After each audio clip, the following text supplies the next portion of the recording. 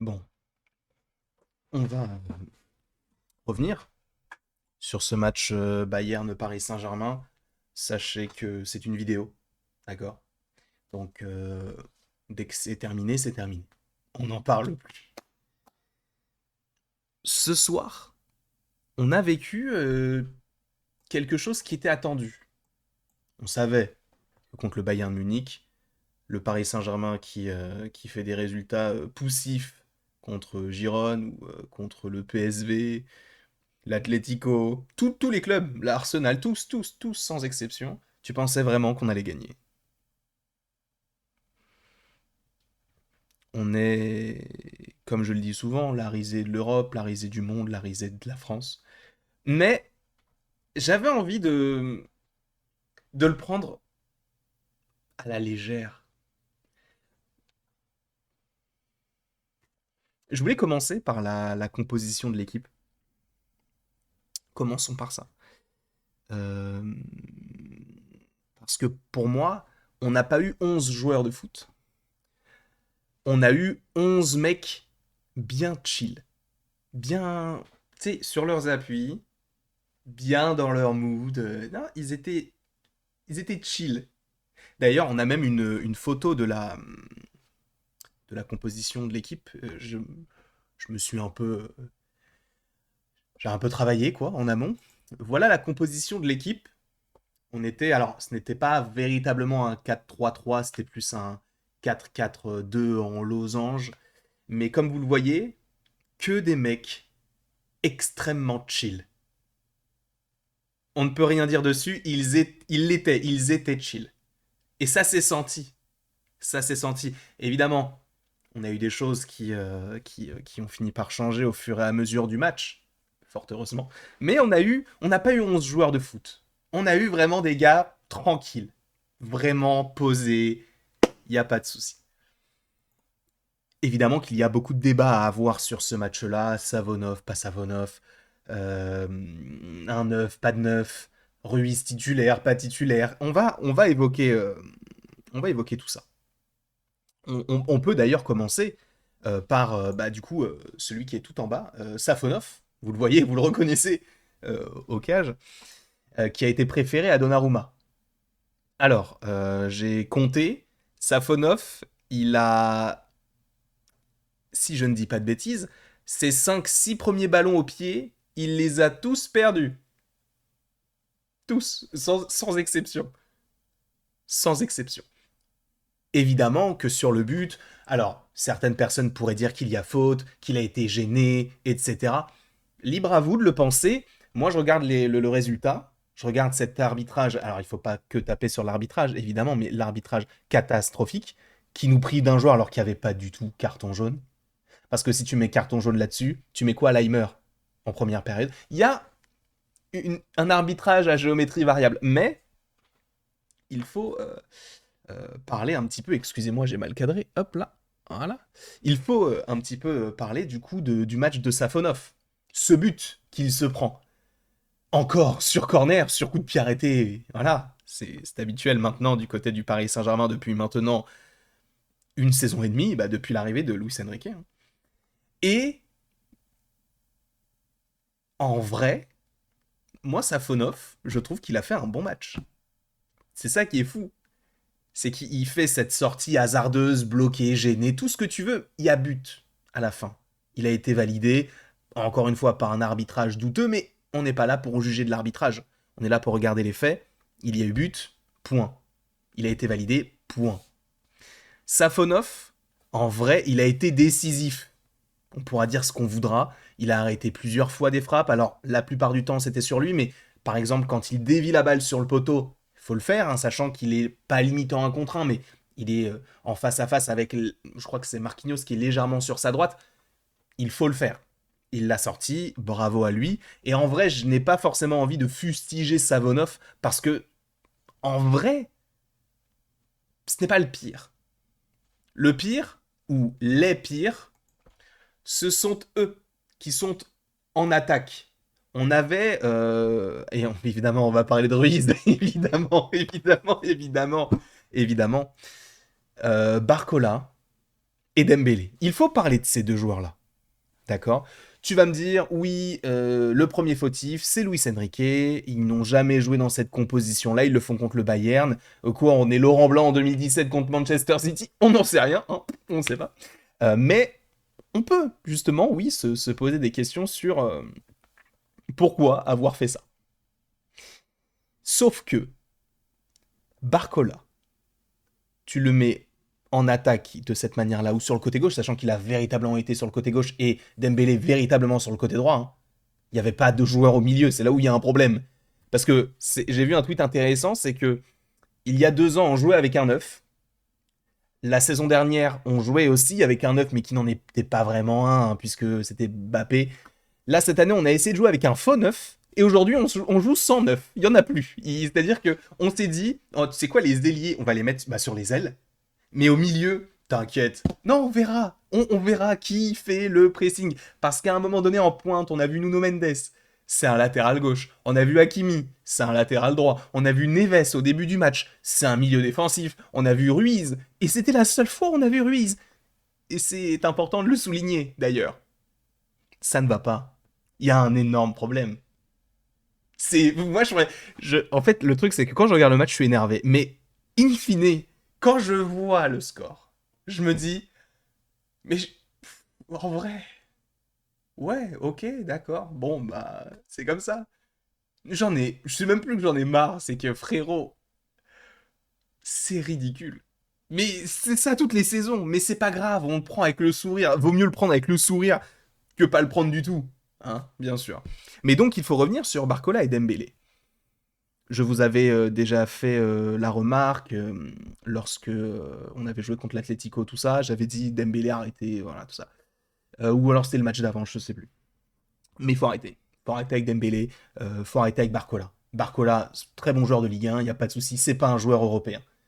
Barcola n'a pas le niveau. Et ce n'est même pas être méchante que de le dire, c'est un fait. Barcola a mis un but en Ligue des Champions. Un but. C'était l'année dernière. Il en a mis un contre la Real Sociedad. Un seul but. Bradley Barcola n'a pas le niveau. Je veux bien qu'on me dise, il faut un 9, il faut un 9, il faut un 9. Il faut aussi un ailier gauche. Parce que si tu ne mets pas Barcola, tu mets qui? Désiré Doué, il n'est pas en confiance. Il est jeune. Il va se faire bouger contre un Bayern Munich. Déjà que Barcola s'est fait bouger. Tu veux faire quoi? Donc, Barcola, moi j'en ai un peu marre.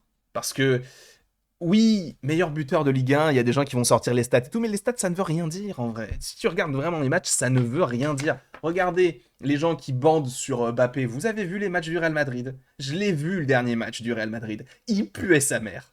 Il a mis son but. Mais pareil, on se souvient de ce qu'avait dit Karim Benzema. Je préfère bien jouer et pas marquer plutôt que de marquer en ayant fait un match de merde. En gros, c'est ce qu'il voulait dire. Bah là, Bradley Barcola, c'est un bon joueur de Ligue 1. C'est un mec qui va faire des différences contre des Nicolas Palois, des Mathieu Coutadeur, des Nolan Roux. Mais en Ligue des Champions, vous l'avez vu, vraiment décisif.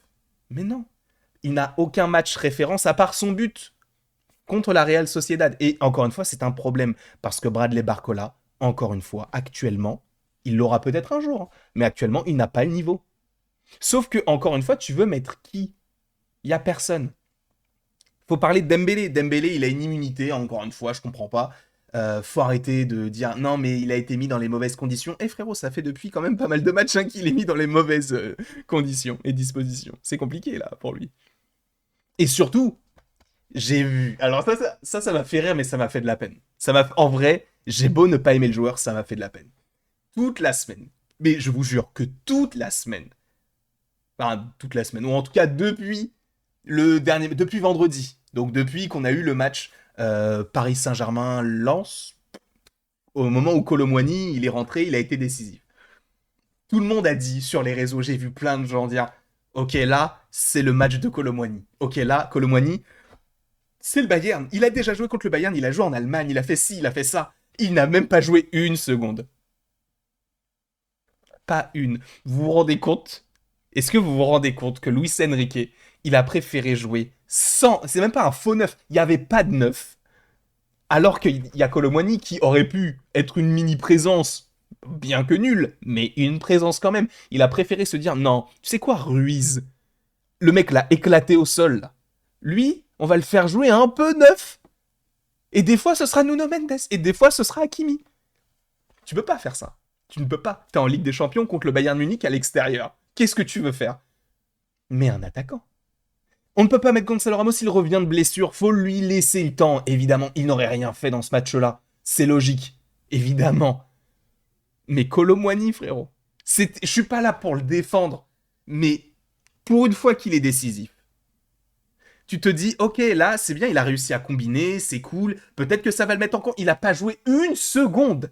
Quelle confiance tu lui donnes à ce joueur? Tu lui donnes zéro confiance. Parce que le principal fautif de ce match-là, au-delà de l'arbitrage, c'est Luis Enrique. Encore une fois, arrêtez avec Luis Enrique, l'immunité de... Non, mais c'est un très bon entraîneur, c'est un très bon entraîneur. Ça n'a rien à voir avec ça. Faut juger le match en lui-même. Et là, le match, tu peux pas me dire que le premier fautif, c'est pas Luis Enrique. À un moment donné, faut arrêter les conneries. Je vous en supplie. Et les bandeurs de Donnarumma, je vous arrêtez ça. Les gens qui vont dire, non, mais là, en fait, si on avait eu Donnarumma, ça serait passé autrement. On n'en sait rien. On n'en sait strictement rien. Et Safonov, il a fait le taf. Donc, sur ce point de vue-là, sur le gardien, je comprends Luis Enrique. Là, il n'y a pas de souci. Sur la défense, je comprends. Mais le Ruiz en 10. Arrêtez de faire jouer Vitinha en 6. Ce n'est pas son poste. Il ne joue pas devant la défense. Il est bon, certes, mais il est meilleur en 8. Mettez-le en 8. Arrêtez de le faire jouer en 6. Ça n'a aucun sens. Ça n'a aucun sens. Tu le brides. Alors que l'année dernière, il a mis quoi? 8, 10 buts. Là, il en a mis 2. Et t'as vu ce qu'il a fait. Et c'est ouf parce que t'as vraiment l'impression que Luis Enrique se dit, alors, les matchs de Ligue 1, c'est un bon exercice. Mais du coup, quand tu fais des exercices, par exemple, pour le bac, tu te dis, bon, je fais l'exercice en me disant, je vais utiliser la bonne méthode dans cet exercice pour pouvoir l'utiliser lors du bac. Et là, pourquoi il ne le fait pas? Pourquoi est-ce qu'il ne fait pas jouer Vitinha un cran au-dessus comme il l'avait fait contre Lens? Et on l'a bien vu, Kolo Muani pour Vitinha, Vitinha but. Tu ne fais pas jouer Kolo Muani, donc tu lui fais perdre sa confiance. Et en plus de ça, Vitinha, tu le fais pas jouer au poste où il a joué contre Lens. Il n'y a pas de cohérence dans son plan de jeu. Il n'y a aucune cohérence. Déjà, quand j'ai vu Ruiz, je me suis dit, on a perdu. C'est sûr, on a perdu. On va jouer à 10 contre 11. Et quand Dembélé a été expulsé, on a joué à 9 contre 11. Vous vous rendez compte que le premier joueur qui l'a fait sortir, c'est Warren Zaïre-Emery. Il a fait un mauvais match. C'est clair et net. Mais est-ce qu'il n'y avait pas plus mauvais que lui en la personne de Ruiz? Je ne sais pas. Hein, moi, je vous propose ça. Après, vous en faites ce que vous voulez. Hein? Hein? Non, frère, c'est... Je suis... je suis déçu sur le moment, mais là, je me dis... En vrai, tu t'attendais à quoi? À quoi tu t'attends? Il fait toujours les mêmes choses, et quand il fait des choses différentes, c'est pourri. Luis Enrique, il n'a pas d'immunité. Il faut le garder. Je suis pas là à dire ah mais du coup vous voulez toujours un changement d'entraînement. Non non non non. Je demande de la cohérence dans son jeu. C'est tout. C'est pas parce que t'es en couple et que tu fais une réflexion à la personne avec qui t'es que vous allez rompre. C'est la même chose. C'est pas parce qu'on fait une réflexion à Luis Enrique qu'on veut qu'il soit viré. Alors arrêtez ça. S'il vous plaît, je vous en supplie. Donnarumma, je suis content qu'il ait été mis sur le banc parce qu'on en a marre. Personnellement, j'en ai marre de Donnarumma. J'en peux plus. Sincèrement. Du coup, Dembélé, il faut aussi parler de l'arbitrage. Dembélé, il n'y a pas faute. Hein. Alors, j'entends, peut-être il prend ce carton jeu, le premier carton, il le prend, il discute, tout ça.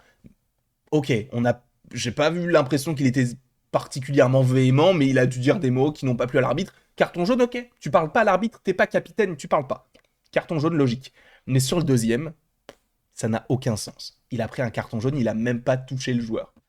Ou alors il l'a effleuré à la limite, mais t'as vu comment il a fait un saut de cabri des Davis, là? À un moment donné, faut arrêter. Faut arrêter ça. Et là, il n'y a pas la VAR qui rentre en jeu, alors que ça change d'une certaine manière le cours du match. Mais en positif, parce qu'une fois que t'avais plus Dembélé, une fois que t'avais plus Barcola, bizarrement, mais bizarrement, tu sais, quand tu fais jouer, je sais pas, par exemple, Kang In Lee, hein? Par exemple, quand tu le fais rentrer et que tu le fais jouer avec Vitinha, tout ça, ça se passe bien, c'est marrant ça quand même. La combinaison, même avec Hakimi, ça se passe plutôt bien avec Kang In Lee, qui a envie de montrer, qui a envie de jouer, qui a envie d'être titulaire. Kang In Lee, c'est pas un Lucas, hein. Kangin Lee, c'est un Di Maria. Je suis désolé, c'est lui qui doit être titulaire. C'est pas... alors Dembélé, immunité. Mais frérot, à un moment donné, t'es entraîneur, tu sais que là, t'as peut-être besoin de petits gabarits qui sont techniques, qui peuvent passer entre les lignes, plutôt qu'un mec qui va perdre la balle tous les deux. Et ses frappes. Mais quelle merde au niveau des frappes, mais c'est une dinguerie. Il fait que des passes au gardien. Jamais il a une bonne frappe de balle. C'est une folie. C'est une folie, ce joueur. Dembélé, je ne comprends pas. Barcola, c'est pareil. Ce ne sont pas des finisseurs. Il nous faut un neuf, il nous faut un ailier droit, il nous faut un ailier gauche, il nous faut un milieu de terrain, il nous faut un défenseur central, il nous faut un défenseur droit, il nous faut un défenseur gauche, il nous faut tous les postes. Et limite, il nous faut un gardien. Il nous faut tous les postes. Tous. Donc là, bientôt, dans un mois, un peu plus d'un mois, on va avoir le mercato. Les gars, mettez de l'argent, je vous en supplie. Hein, je peux pas faire toute la saison avec un Nuno Mendes qui fait n'importe quoi et qui se réveille que en fin de match quand il est fatigué. Non, à un moment donné, les gars, faites un truc. Faites une réunion et dites-vous, je le prendrais bien, lui, pour peut-être faire des changements. Faites des choix, je vous en supplie. C'est une folie. Vraiment, on se fait chier dessus et on se fait chier tout court en regardant vos matchs. Parce qu'encore une fois, à part le côté il n'y a pas de neuf, je vois pas de patte Luis Enrique encore une fois. Il n'y a pas. Parce que le pressing, là, tout ça, on le voyait déjà avant. Donc, bon, bref. Je vais m'arrêter là parce que sinon je pourrais encore en parler des heures et des heures et des heures. Je vous remercie beaucoup d'avoir été présent devant cette petite vidéo. N'hésitez pas à l'aimer, à la partager, à la commenter, à vous abonner. Bref, vous faites ce que vous voulez. Et après tout ceci, il ne me reste plus qu'à vous dire à la prochaine pour la prochaine. Et j'ai oublié d'appuyer sur le bouton. Et non, vraiment, j'en ai marre. Hein. Mais bon, c'est le jeu qui le veut. On va essayer d'avancer sans trop y penser. Ça va être compliqué.